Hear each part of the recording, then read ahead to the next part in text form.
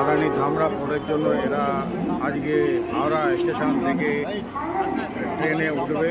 ঠিক আছে, হাওড়া এরা যাবে হচ্ছে হাওড়া থেকে ভদ্রক, ভদ্রক থেকে যাবে হচ্ছে ধামরা পোর্ট।